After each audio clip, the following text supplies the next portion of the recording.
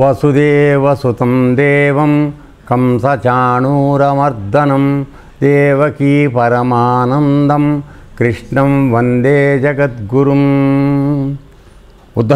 ఉద్ధవగీతలోకి తిరిగి మనం పునఃప్రవేశం చేస్తున్నాం. ఇంతకుముందు జరుగుతున్నటువంటి విషయం ఏమిటంటే, ఉద్ధవుడు అత్యంత భక్తి కలవాడు, కృష్ణ పరమాత్మకి ప్రాణ స్నేహితుడు, చెలికాడు. చిన్నప్పటి నుంచి ఆయన యందు అత్యంత భక్తి కలిగినటువంటి వాడు.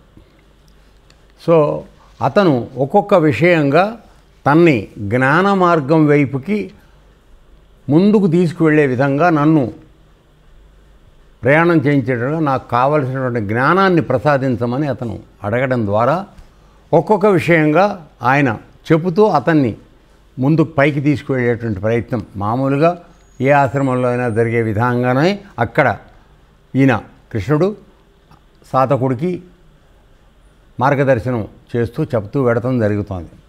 అయితే అతడు శ్రద్ధ గలవాడు, అత్యంత సూక్ష్మగ్రాహి కాబట్టి ఒక విషయం తర్వాత ఒక విషయం అడుగుతూ తనకు కావలసినటువంటి పరిజ్ఞానాన్ని కృష్ణ పరమాత్మ ద్వారా పొందుతున్నాడు.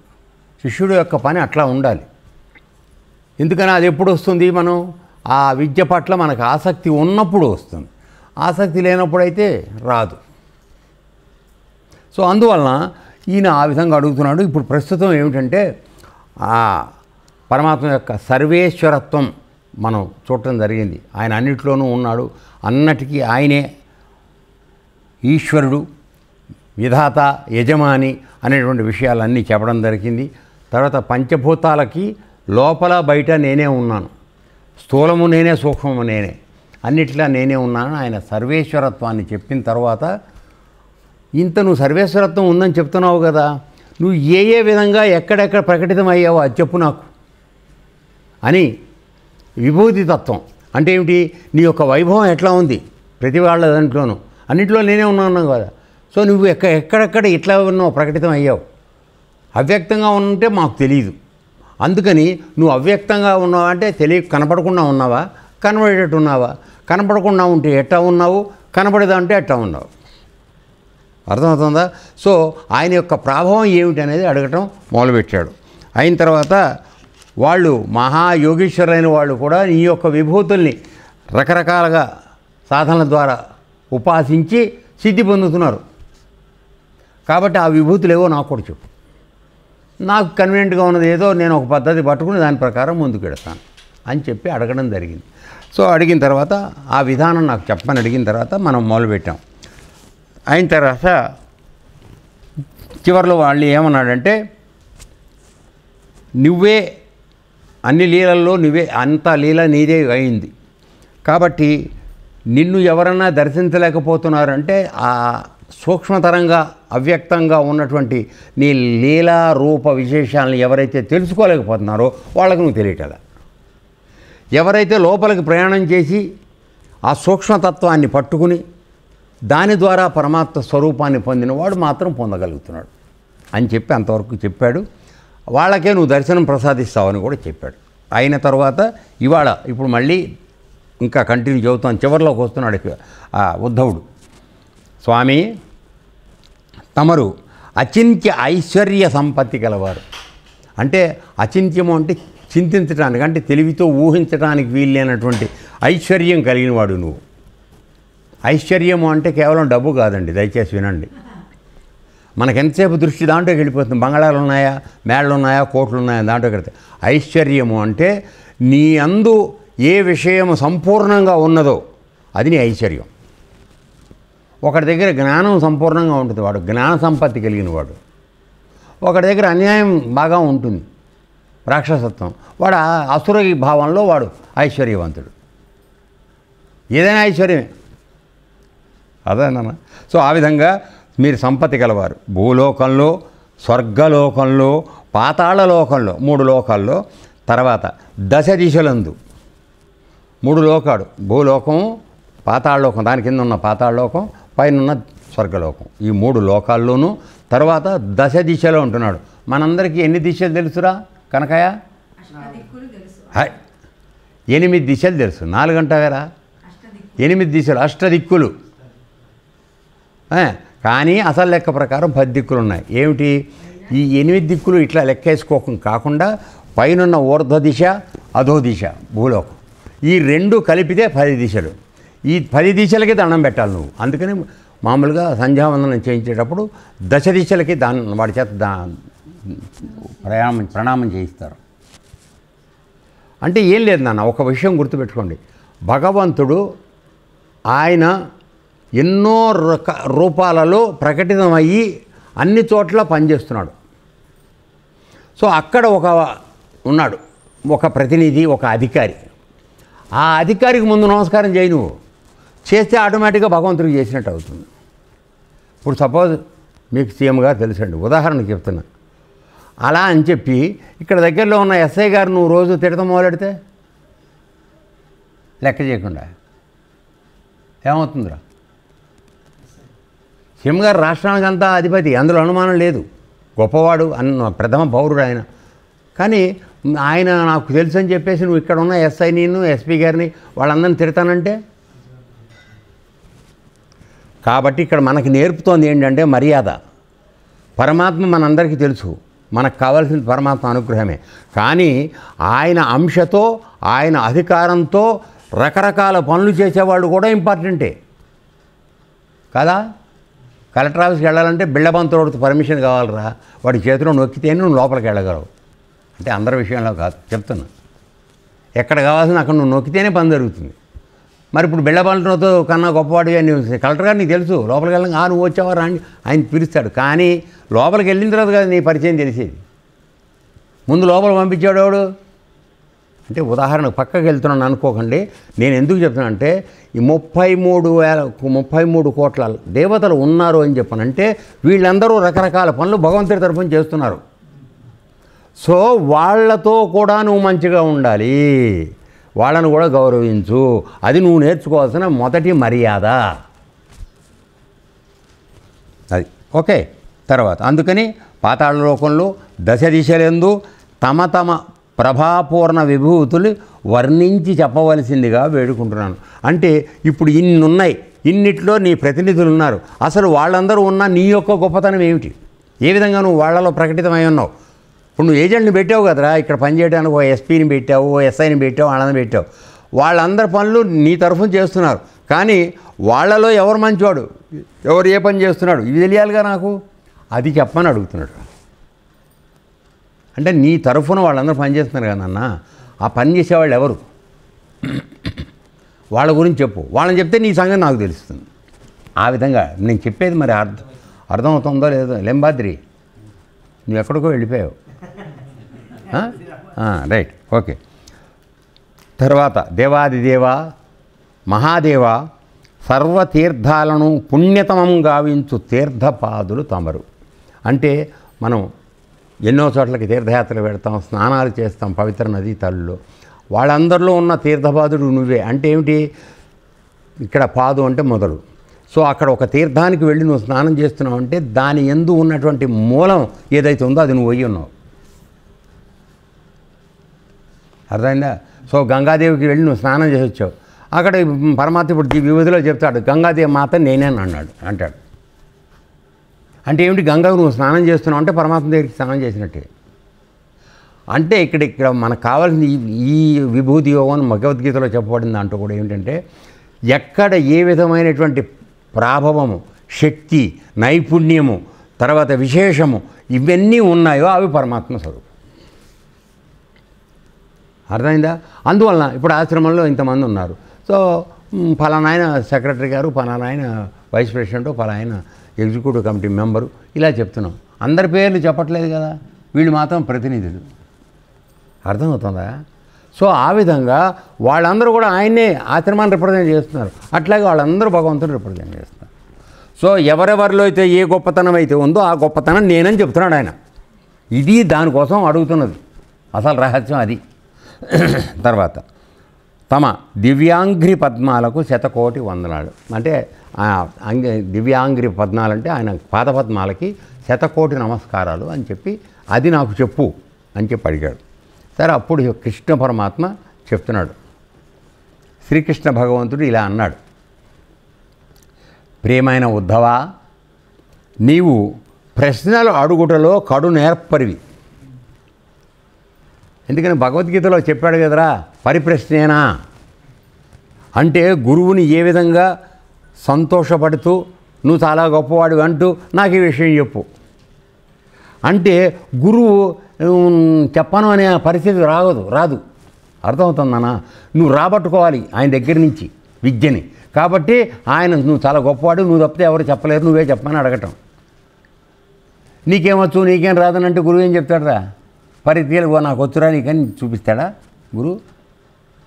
అంటే అది ఆ మర్యాద శిష్యుడికి ఉండాలి, సాధకుడికి ఉండాలి. అది ఓకే. ప్రశ్న ఆయన గుర్తించాడు వీడు చాలు అని. అంటే చాలు అంటే కూడా వినయంతో కూడిన చాలు, తెలియగలవాడు అని. తర్వాత కడు నేర్పరివి, ఉత్తరము తెలుసుకొనుటలో సూక్ష్మ బుద్ధివి. అంటే నా దగ్గర నుంచి జవాబు ఎట్లా తీసుకోవాలో నీకు బాగా తెలుసు. సూక్ష్మమైన బుద్ధి ఉంది నీ దగ్గర. ఎట్లా వేస్తే నేను మాట్లాడతానో నాకు మాట్లాడితే నీకు తెలుసు. పూర్వం కురుక్షేత్రంలో కురు పాండవ సంగ్రామ సమయంలో అర్జునుడు ఇలానే అడిగాడు. అదే కదా ఇప్పుడు ఏమో వస్తుండండి. అంటే భగవద్గీత లింక్ ఇక్కడ వస్తుంది ఇప్పుడు మీకు. అర్జునుడు ఇలా అడిగాడు. అర్జుని మనస్సులో ఈ సందేహం చెలరేగింది. కృష్ణుడు చెప్తున్నాడు వాడికి, ఉద్ధవుడికి. వాడికి ఒక సందేహం వచ్చింది. ఏమిటది? మన కుటుంబంలోనే కదా కలహం వచ్చింది. అంటే కౌరవులు పాండవులు అనేవాళ్ళు అందరూ కురువంశానికి చెందిన వాళ్ళే. పాండురాజు పుత్రులు పాండవులు అనబడ్డాయి. ఏమండి, కురువంశంలో ఉన్నవాళ్ళు వీళ్ళు మామూలు కౌరవులు, వీళ్ళు ఇలాగే ఉన్నారు. పాండురాజు కొంతకాలం రాజ్యం చేశాడు కనుక ఆయన పుత్రుడుగా వచ్చిన వాళ్ళు పాండవులు అయ్యారు. కానీ మూలం ఏమిటి? కురువంశమే. మన కుటుంబంలోనే కలహం వచ్చింది. రాజ్యం కోసం బంధువులను చంపడం అధర్మం, నిందనీయం కదా. అర్జునుడికి సందేహం కలిగింది. సాధారణ మానవుడే ఇలా యోచించాడు. అతడు ఇలా అనుకున్నాడు. ఏమని? నేను చంపేవాడిని, వీరందరూ చనిపోయేవారు అని యుద్ధం నుండి వైముఖ్యం చూపించాడు. నాకు వద్దని బాణాల కింద పారేశాడు. తాతల్ని, తండ్రుల్ని, వీళ్ళందరినీ నేను చంపను, నాకు వద్దని చెప్పేసి. ఓకే. పురుషవరేణ్యుడైన క్రీడికి, సవ్యసాచికి అప్పుడు నేను రణభూమిలోనే అనేక ప్రమాణాలు చూపి యుక్తులు, సూక్తులు అర్జునుడికి తెలియజెప్పాను. అది భగవద్గీత అంతా చెప్పింది. అది అంటే వాడిలో కలిగిన సందేహం ఏమిటి? నేను యుద్ధం చేయమని నన్ను అంటున్నావు కదా, యుద్ధం చేయమని తీసుకొస్తే అంటే బాణాలు నేను వేస్తున్నా అంటే నేను చంపినట్టే కదా. నేను చంపుతోంది ఎవరిని? బయట శత్రువులు కాదు, నా వంశంలో వాళ్ళందరినీ చంపుతున్నాను నేను. ఈ న్యాయమా? అది కూడా కేవలం రాజ్యం కోసం. ఆ రాజ్యం లేకపోతే ఏమైపోయింది? నాకు అక్కర్లేదని అన్నాడు. దానివల్ల జరిగే ప్రమాదాలు చెప్పాడు. అతను ధర్మం ఇదైపోతుంది. తర్వాత వర్ణ సంకరం ఏర్పడుతుంది. ఎవడు తండ్రో ఎవడు తల్లియో తెలియని పరిస్థితికి ఏర్పాటైపోతుంది. ఈ లోకంలో ఒక ధర్మం, నీతి ఉండవు. అందుకోసం నేను చేయనన్నాడు. వాడు నాకు రాజ్యం కోసం అని కానీ లేకపోతే ఇది కానీ కాదు. వాడు అడిగింది సంఘానికి చెడు జరుగుతోంది, అందుకని నేను చేయనన్నాడు. వాడి ఆలోచనలో ఎంత ఉదాత్తమైన ఆలోచన ఉందో ఆలోచించండి. అర్జునుడు మనలాగా స్వార్థం కోసం ఏడవలే. మనం ఏడుస్తున్నాం ఇప్పుడు అర్జునుడు లాగానే విషాదయోగం. కానీ మనం ఏడిచేది మన కుటుంబం గురించి. తేడా ఆలోచించుకోండి. రైట్. అప్పుడు నేను రణభూమిలోనే అనేక ప్రమాణాలు చూపి యుక్తులు, సూక్తుడికి అర్జునుడికి తెలియజెప్పాను. నువ్వు చేసేది కాదురా, నువ్వు కేవలం నిమిత్త మాత్రుడివి, బాణం వెయ్యి, అంతవరకే నీ పని, చంపేది నేను అని చెప్పాడు. దాని మీద అప్పుడు అర్జునుడు ఆశ్చర్యంగా నన్ను నీవే యుద్ధం చేస్తున్నావా అని అడిగాడు. అంటే అన్నిట్లోనూ నేనే ఉన్నాను అంటున్నాడు కదా. ఇప్పుడు నా చేత బాణం వేస్తున్నా, నా లోపల నువ్వు ఉన్నావు అంటున్నావు కదా. అంటే అసలు యుద్ధం చేసేది నువ్వు అన్నమాట, నేను కాదు. అలా వాడికి నిరూపణ అయిన తర్వాత యుద్ధం చేశాడు. నేను చెయ్యట్లేదు అని తెలుసుకున్నాడు. ఇప్పుడు కూడా మనతోనే నడుస్తోందని ఎవడో అనుకోకుండా ఉన్నంతకాలం శుభ్రంగా నడుస్తుంది. నాతోనే నడుస్తుందని అనుకున్నవాడు ఉన్నాడు సవా, వాడు ఏనాడు బాగుపడ్డో వాడి వల్ల ఏం జరగదు. అది వాడు నిజంగా సేవ చేసినట్టు కాదు. అర్థమైందా? అహంకారం వలన నా వల్ల అవుతోందని అనుకుంటున్నాడు. వాడి వల్ల నిజానికి ఏమీ జరగట్లే. ఎందుకని? ఆ అనుకున్న వాడిలో కూడా పరమాత్మ ఉన్నాడు కదరా నాన్న. ఆడుంటేనే కదా వీడు బతుకున్నాడు. బతుకుంటేనే కదా పని చేశాడు. పని చేసి నేను చేశాను అనుకుంటున్నావు. అర్థమైందా? ఎక్కడ ఉందో రహస్యం, అది మనం తెలుసుకోవాల్సింది. సరే, అయిపోయింది. నువ్వే యుద్ధం చేస్తున్నావా అని అడిగాడు. అప్పుడు చెప్పాను కూడా, నేనే చేస్తున్నాను, నువ్వు నిమిత్త మాత్రుడి బాణవేయమని. సో ఇప్పుడు ఉద్ధవా, ఇప్పుడు తన విభూతి గురించి చెప్పడానికి రావాలి కదా. అర్జునుడికి ఏం చెప్పాడో తను మళ్ళీ వీడికి చెప్తున్నాడు. ఇక్కడి నుంచి మనకు విభూతి యోగం స్టార్ట్ అవుతుందన్నమాట. ఉద్ధవ, సర్వ ప్రాణుల ఆత్మను నేను, అంటే ఆ బీజ రూపంలో అన్ని జీవుల్లోనూ నేనున్నాను. చైతన్య స్వరూపాన్ని నేను ఉండబట్టే ప్రతి జీవిలోనూ చైతన్యం వస్తోంది, కదులుతున్నారు, పనులు చేసుకుంటున్నారు. సర్వుల హితైషిని, అంటే అందరి యొక్క క్షేమాన్ని కోరేవాడిని నేను. తర్వాత సర్వుల సుహృన్మిత్రుడను, అంటే హృదయపూర్వకంగా వాళ్ళకి నేను మిత్రుణ్ణి. వాడి హృదయంలోనే ఉన్నాను కదా, వాడికి నిజమైన మిత్రుణ్ణి నేను. వాడికి క్షేమం ఏం కావాలో చెప్తాను. అందుకని లోపల కూర్చొని గంట కొడుతూ ఉంటాను. ఒరే, ఆ తప్పు పని చేయకరా, అబద్ధం ఆడకరా, అహంకారానికి వెళ్ళకరా అని నేను గంట కొడుతూనే ఉంటాను. కానీ నువ్వు నన్ను పట్టించుకోవు, నేనేం చేయను దానికి. అంతకన్నా బయటకు వచ్చి చెప్పే అవకాశం నాకు లేదు. ప్రతిసారి ఇప్పుడు కృష్ణుడు చూపించినట్టు విశ్వరూపం మనందరికీ చూపించాలా? అంత మంచి గుణాలు మన దగ్గర ఉన్నాయా? లేవు కదా. ఏనన్నా? అందువలన ఆయన సూక్ష్మ రూపంలో ఉన్నా కూడా మనకు లోపల గంట కొట్టి చెప్తూనే ఉన్నాడు. కానీ ఆ గంట మనం ఏనాడు వినం. అర్థమైందా? అది సరే. సర్వుల సుహృన్మిత్రుడను, సర్వులకు అధిపతినైన ఈశ్వరుడను. కాబట్టి నేను ఉండబట్టే కదా నువ్వు బతుకున్నావు. కాబట్టి నేను నీ యజమాని. ఇప్పుడు నీకు ఉద్యోగం ఉందిరా, ఎస్ఎస్సి కంపెనీలో జీతం ఇస్తుంటే కదా నువ్వు బతుకుతున్నావు. కాబట్టి యజమాని ఎవరు నీకు? ఎస్ఎస్సి, అంతే. అది లేకపోతే జీతం ఎవరేస్తారు? కుటుంబాన్ని ఎట్ట పోషించుకుంటావు నువ్వు? ఇది లెక్క. తర్వాత సర్వుల నియామకుడును నేనే, అంటే ఇప్పుడు ఈ 33 కోట్ల దేవతలు ఉన్నారని చెప్పాను కదా, వాళ్ళనందరినీ మిమ్మల్ని నీలోంచే కొంతమందిని తీసుకుని నియమించేది నేనే. కాబట్టి యజమానిని నేనే ఈ ప్రాణుల రూపంలోనూ పదార్థాల రూపంలోనూ ఉన్నాను. అంటే సూక్ష్మంలోనూ స్థూలంలోనూ కూడా రెండు నేనే ఉన్నాను. ప్రాణుల రూపం అంటే సూక్ష్మం, పదార్థాల రూపం అంటే బయట కనపడుతున్న విషయాలు. ఇవన్నీ చెంబు, తపేళ, కుండ, మట్టి, అవన్నీ నది, ఇవన్నీ దీంట్లో కూడా నేనే ఉన్నాను. కాబట్టి నేను లేని చోటు లేదు. అది నువ్వు తెలుసుకోవాల్సింది. తెలిసిన తర్వాత నేను అన్నిట్లోనూ ఉన్నాను, నీలో కూడా ఉన్నాను తెలిసిన తర్వాత తప్పు పని నువ్వు ఎట్ట చేయగలుగుతున్నావురా? అంటే ఆ కాడికి నువ్వు ఆయన్ని విస్మరిస్తున్నావు కదా, మర్చిపోతున్నావు కదా, ఆయన ఉనికిని గుర్తుపెట్టుకోవట్లేదు కదా, నోరు తెరిస్తే అన్ని అబద్ధాలే మాట్లాడుతున్నావు కదా. నీ ఆ మాట్లాడే శక్తి ఇక్కడి నుంచి ఆయన దగ్గర నుంచే వస్తుంది. దాన్ని ఎలా దుర్వినియోగం చేసుకుంటున్నావు నువ్వు? సో ఇది తప్పు అని చెప్తున్నాను. ఏనన్నా?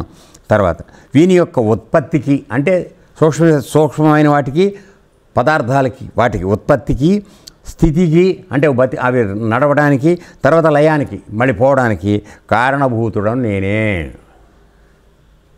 మూల కారణం నేను అయ్యి ఉన్నాను, అంతే. తర్వాత ఉద్ధవా, చలనాత్మకమైన పదార్థాలలో చలన శక్తిని నేను, అంటే ఏ వేటికైతే కదలిక ఉన్నదో ఆ కదిలించే శక్తి నేను. అందుకే ఆయన ఏమన్నా నేను చెప్పాను, చైతన్య స్వరూపంగా మనందరిలో ఉన్నాడని చెప్పాను. మనని కదిలించే శక్తి ఆయన అయి ఉన్నాడు. అది. తర్వాత చలనశక్తి నేను కాలరూపుణ్ణి, కాలశక్తిని. విశ్వరూపం చూపించేటప్పుడు రెండో స్టేజిలో విశ్వరూపం తెలిసి ఆ నోడు పెద్దది చేసేసి అన్ని జీవులు లోపలికి వెళ్ళిపోవడం, కరకర నవ్వటం, అవన్నీ చూశాడు వీడు.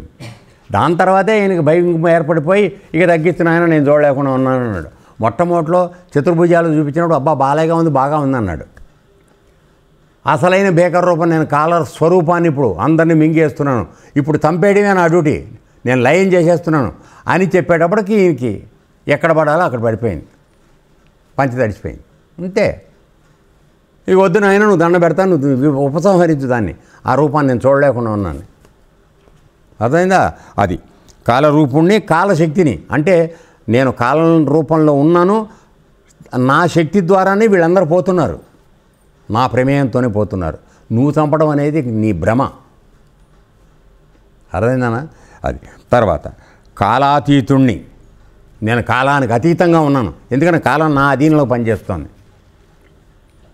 తర్వాత గుణాలలో మూల రూప సామ్యావస్థ గల గుణమూర్తిని. అంటే మనం గుణాల్లో చూస్తే కనుక సామ్య స్థితి, సామ్య అవస్థ అంటే సామ్య అవస్థ అన్నిటి యందు సమానంగా ఉండే గుణం ఏదైతే ఉందో 3 గుణాల్లోనూ అది నేనై ఉన్నాను. అంటే ఆయనకి మనలాగా తమో గుణము, రజోగుణము, శాతగుణము ఇవి వచ్చే అవకాశం లేదు. వీటన్నిటికీ సమానత్వంతో ఉన్నటువంటి స్థితి ఏదైతే ఉందో అది నేనై ఉన్నాను అన్నాడు. అంటే శుద్ధ సాత్వికం అని మనం మాట్లాడుకోవచ్చు భగవద్గీతలో. ఆ శుద్ధ సాత్విక స్థితికి నువ్వు యోగం ద్వారా వస్తే అప్పుడు పరమాత్మ యొక్క బుద్ధి యోగం మనకు అందుతుంది. మనం ఆ విధంగా బుద్ధిమంతులు అవుతాం. అది రైట్. గుణంగల వస్తువులలో స్వాభావిక గుణం నేను. అంటే కొన్ని వస్తువులకి గుణం ఉంటుందనుకోండి, దానికి స్వభావ సిద్ధంగా ఉండే గుణం ఏదైతే ఉందో అది నేను. కొన్ని మనం తెచ్చిపెట్టే ఉంటాయి గుణాలు, అది నేను కాదు. అది స్వాభావిక గుణం గల వాటిల్లో స్వభావ గుణాన్ని నేను, స్వాభావిక గుణాన్ని గుణంగల వస్తువుల్లో అంటే ఇప్పుడు సరే స్వాభావిక గుణం నేను. తర్వాత క్రియాశక్తి గల ప్రధాన క్రియాసూత్రం నేనే. అంటే అన్నిటినీ ఆడించేటువంటి ఏదైతే ఉన్నదో క్రియాశక్తి, నువ్వు పని చేయగలుగుతున్నావు అంటే నువ్వు చేయడానికి కావలసినటువంటి ఆ క్రియాసూత్రం నేనై ఉన్నాను. దాని ఆధారంగా నువ్వు చేస్తున్నావు క్రియ.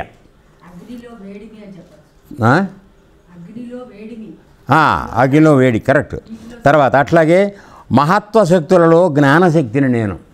అంటే పరమాత్మ మహత్తత్వం అని అంటాం కదా, అందులో జ్ఞానం నేనై ఉన్నాను. అంటే ప్రతిదాని విషయం పట్ల నాకు అవగాహన ఉంటుంది, అందువల్ల నేను గొప్పవాడిని అయ్యాను. మహత్తత్వాన్ని ఆనబెడుతోంది.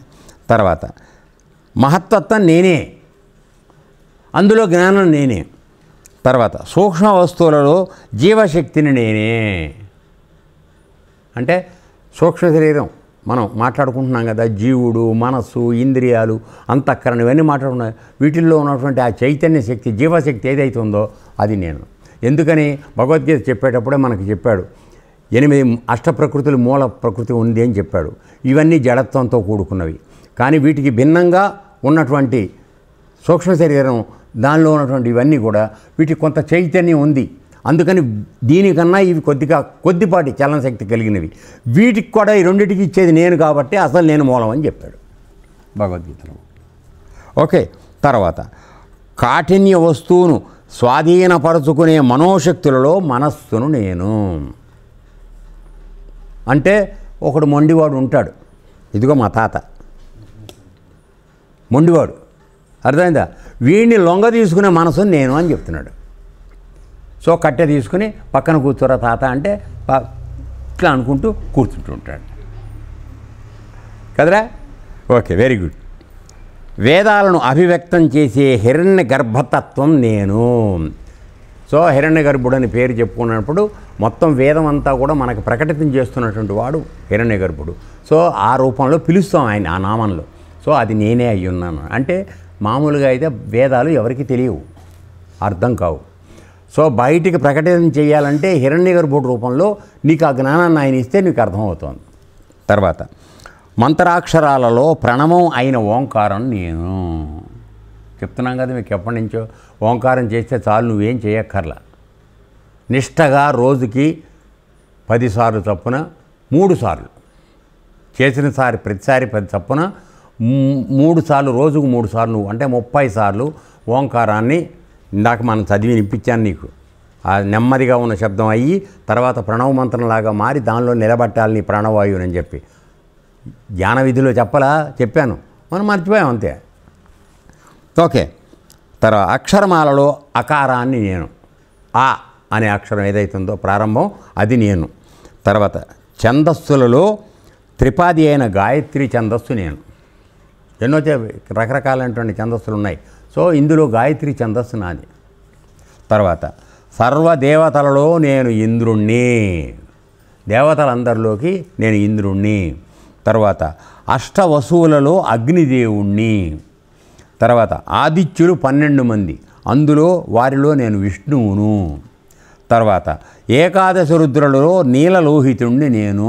11 మంది రుద్రులు ఉన్నారు, అందుకే ఆ రుద్రుడికి నువ్వు అభిషేకం చేసేటప్పుడు ఏకాదశి రుద్రాభిషేకం చేయమంటంలో కారణం 11 మంది రుద్రుల్ని నువ్వు పూజ చేయాలి.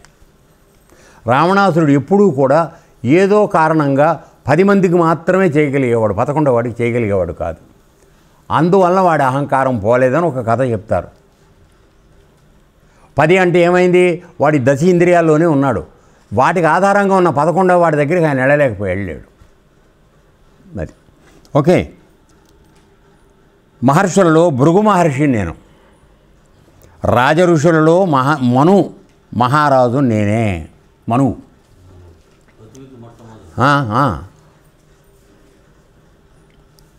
వైవస్వత మన్వంతరం, అవి 8 మంది మనువులో ఉన్నారు. అందులో వైవస్వత మన్వంతుడు యొక్క తరం నడుస్తోంది. ఇప్పుడు మనం ప్రవర చెప్పుకునేప్పుడు చెప్పుకుంటాం. అది వైవస్వత మన్వంతరే కలియుగే ప్రథమ పాదే జంబూద్వీపే భారతవర్షే భరతఖండే మేరో దక్షిణ దిగ్భాగే శ్రీశైలస్య ఈశాన్య ప్రదేశే. అంటే నువ్వు ఎక్కడ కూర్చున్నావో చెప్పుకుంటున్నావు ఆయనకి. ఎందుకంటే ఇంత విషయం అంతా ఆయన వ్యాపించి ఉన్నాడు రా. నువ్వు మ్యామ్ అరుస్తుంటే ఎక్కడ అరుస్తున్నావు నువ్వు? అందుకని నువ్వు చెప్పుకోవాలి.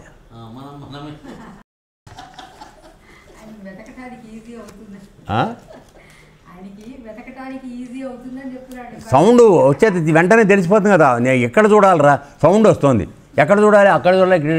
ఇక్కడ నేను ఇక్కడ ఉన్నానని చెప్తే ఆయనకు ఆటోమేటిక్ తెలిసిపోతుంది. ఓ వెలకటూరు దగ్గర కూర్చుని ఏడుస్తున్నాడు రైడు, అక్కడికి వెళ్దామని వస్తాడు. ఓకే, తర్వాత దేవఋషులలో రాజఋషుల్లో మనుమహారాజు నేను, దేవఋషుల్లో నారదమునిని.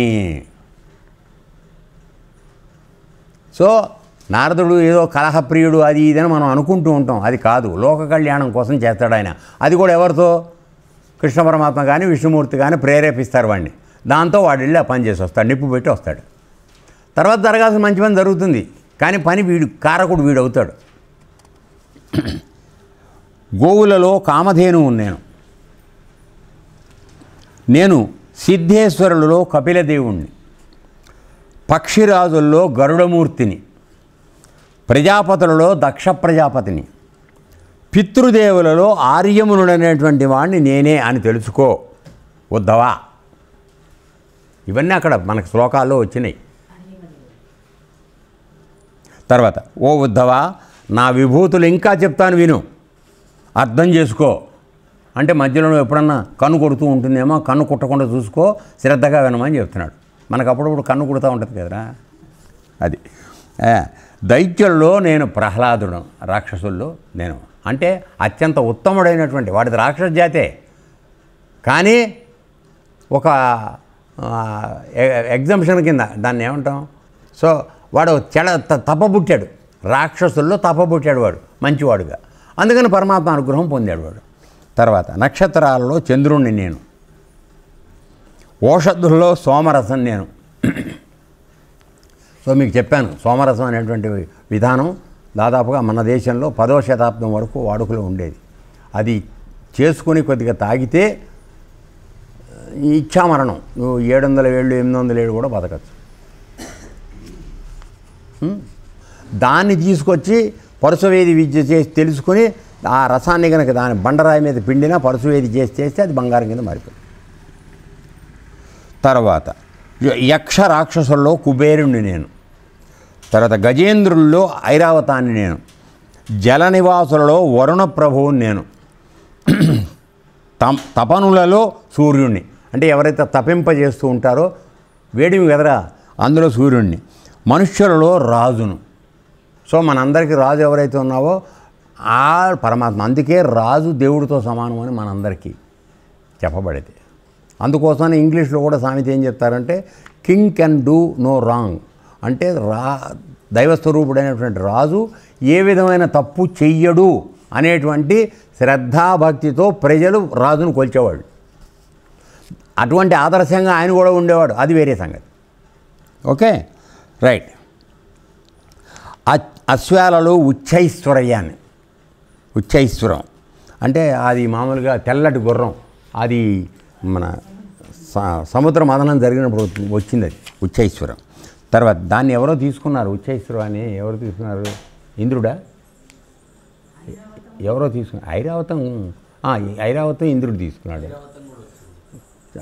ఉత్తమమైన గుర్రం రా ఉచ్చేశ్వరం. తర్వాత ధాతువులలో బంగారాన్ని. తర్వాత దండధారుల్లో యముణ్ణి నేను. తర్వాత సర్పాలలో వాసుకిని. అనఘా అంటే ఏ విధమైనటువంటి ఇది లేని తప్పు లేనివాడా ఉద్ధవ, నేను నాగరాజులలో శేషనాగాన్ని, మృగాలలో నేను సింహాన్ని, ఆశ్రమాలలో సన్యాస ఆశ్రమం నేనే. అర్థమైందా? సన్యాసాశ్రమం ఎందుకు గొప్పదో అది పరమాత్మ ఇచ్చినటువంటిది. అయితే ఆయన అనుసరించాడు కనుక సన్యాసాశ్రమంగా అందరూ సన్యాసం ఆశ్రమిస్తే మరి ఆయన సృష్టి అంతా ఏం కావాలా? అందుకని అన్యందరికీ సన్యాసం పనికిరాదు. అండ్ అది అత్యంత కష్టమైనటువంటి ఆశ్రమం. అర్థమైందనా? బ్రహ్మచారి, తర్వాత గృహస్థు, తర్వాత ఇది మన వానప్రస్థం, తర్వాత సన్యాసం. అన్నిట్లోకి ఆఖరిది అది. సో నువ్వు చేరాలనుకుంటే పరమాత్మ చేరాలని ఇన్ని మెట్లు చేరి వెళ్ళాలి దాటి. అంతేగాని డైరెక్ట్గా నేను కాషాయం వేసేసి ఇప్పుడు నాలాగా నేను సన్యాసిని అంటే అది అంత కరెక్ట్ అయిన పద్ధతి కాదు. ఎందుకంటే సన్యాసంలో ఎన్ని రకాల నిబంధనలు ఉన్నాయో మనకు తెలియదు. పదార్థం నీకు ప్రసాదం భిక్ష కింద పెట్టిన తర్వాత రెండోసారి వేయమని అడగకూడదు. కొంతమంది అక్కలు చాలా జాగ్రత్త, వాడికి తింటం తెలియదేమో పారేస్తాడేమో అని ఇంత అంటే ఇంత వేస్తారు. వాడికి ఆ పదార్థం బాగుంటుంది కానీ వాడు అడగకూడదు. ఎందుకని? ఒకసారి నీకు విస్తట్లో వడ్డించిన తరువాత దాన్ని నువ్వు సంప్రోక్షణ చేసి పరమాత్మకు అర్పణ చేసి అది ప్రసాదంగా తినేటప్పుడు మళ్ళీ ఇంకోసారి పెట్టమని అడగకూడదు. ఒక్కొక్కసారి ఒక ఆవిడ ఏమిటంటే కాస్త బద్ధకం ఎక్కువగా ఉంటుంది, ఆవిడ మాట మాటికి తిరిగి అన్నం ఆవిడ పెడతాడు, ఇంత కుంభం పెడుతుంది ఒకసారి. ఉన్నారు రకరకాలు, ఇంత అన్నం పెడుతుంది ఒకసారి. వాడది పారేయడానికి వీల్లేదు. పొట్ట పట్టినా పట్టకపోయినా సచ్చినట్టు తినాల్సిందే. అర్థమైంది? సన్యాసంలో ఇటువంటివి ఉన్నాయి. ఒకరోజు ఏం దొరకదు, చేయి కాడలేదు పో అంటారు, మంచోడు దాగి వెళ్ళిపోయి పడుకోవాలి. ఎవరిని తిడతానికి వీల్లేదు.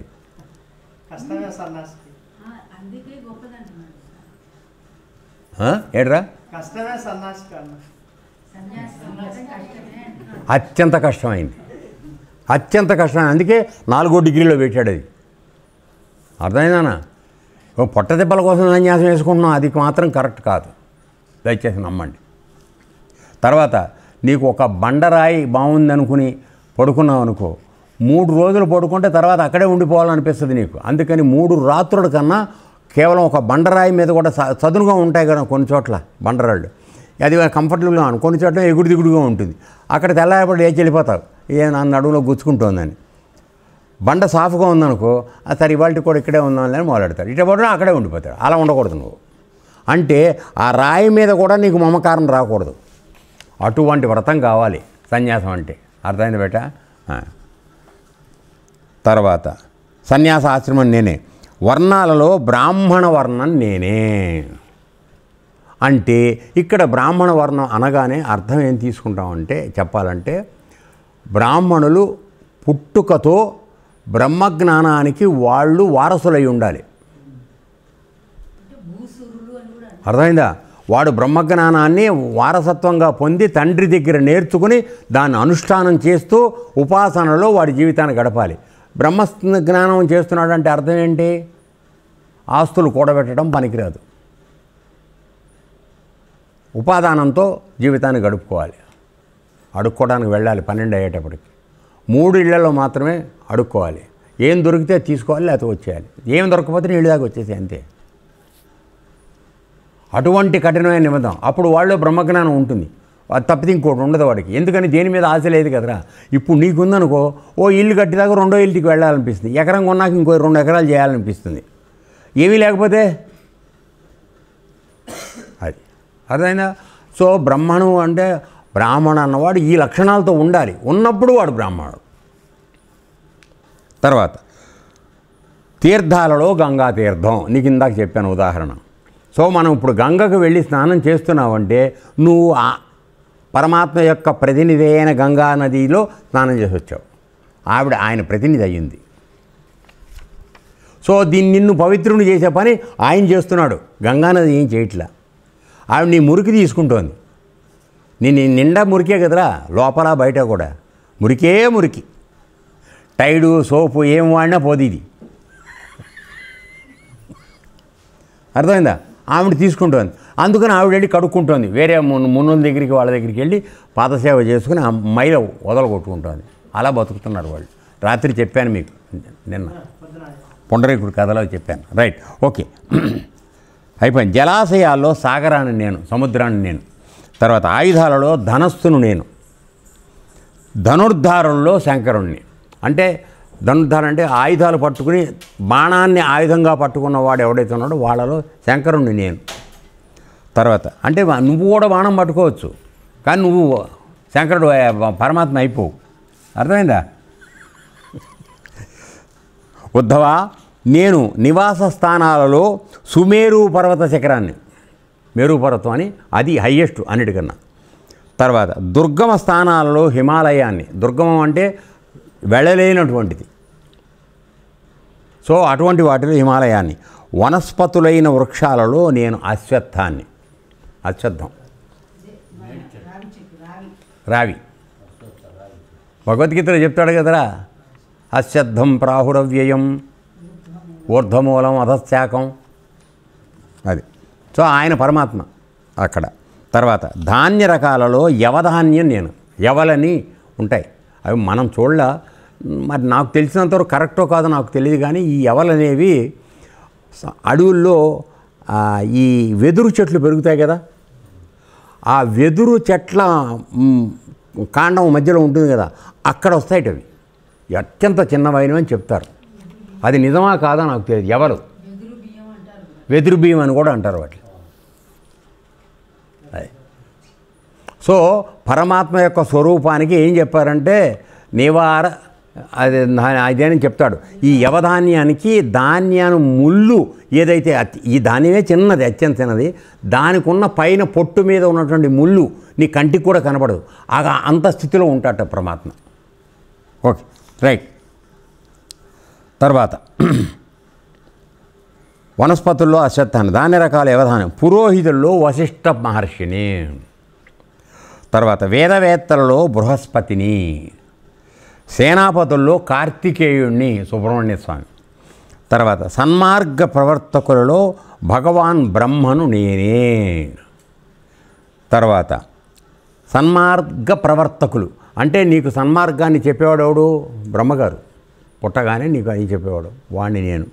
తర్వాత పంచమహాయజ్ఞాలలో బ్రహ్మయజ్ఞం అనగా స్వాధ్యాయ యజ్ఞం నేను. మానవులకి 5 రకాల యజ్ఞాలు చెప్పబడినాయి. రేపు పొద్దున చెప్తాను, మీరు చదివితే కాస్త కూర్చుంటే. పంచశూనాలని ఉన్నాయి కదా, గృహస్థు 5 రకాలైనటువంటి పాపాలు చేస్తాడు, దానికి 5 రకాల యజ్ఞాలు చేయాలని చెప్పబడింది. అది రేపు మీకు ఎక్స్ప్లెయిన్ చేస్తా, తీసి పెట్టాను. ఏమని ఉన్న కాడికి చెప్తాను రా, వినండి వినకపోండి మీ ఇష్టం, అది అంతే, దట్స్ ఆల్. ఓకే. తర్వాత సో ఆ స్వాధ్యాయ యజ్ఞం అనేది నేనై ఉన్నాను అంటున్నాడు. స్వాధ్యాయ యజ్ఞం అంటే ఏమిటంటే మామూలుగా వేదాలు, పురాణ గ్రంథాలు అన్నింటినీ కూడా రోజు తను చదువుకుంటూ నెమరు వేసుకోవాలి. అప్పుడు అది నీ యొక్క మెదడులో సుప్రతిష్టం కావాలి. నువ్వు చేసే ప్రతి పనిలోనూ అధర్మం కనపడాలి. అధర్మం కాదు, ఆ ధర్మం. వెంటనే మనకు అర్థం వేరే వస్తుంది. అందుకని ఓకే. వ్రతాలలో అహింసా వ్రతం.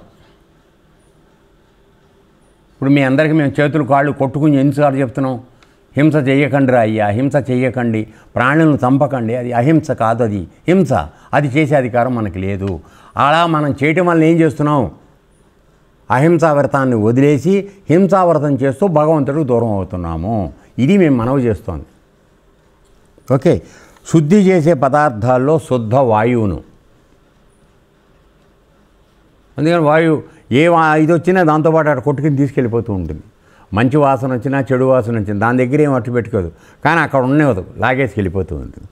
తర్వాత అగ్ని, సూర్యుడు, జలం, వాణి, ఆత్మను నేనే. అంటే పంచభూతాలు కూడా నేనే అని చెప్తున్నాడు. వాణి అంటే మన వాక్కు. తర్వాత ఆత్మను నేనే. ఇంతవరకు అయింది, ఆపేద్దాం. ఏతత్సర్వం కృష్ణార్పణమస్తు. లోకా సమస్తా సుఖినో భవంతు. ఓం తత్సత్.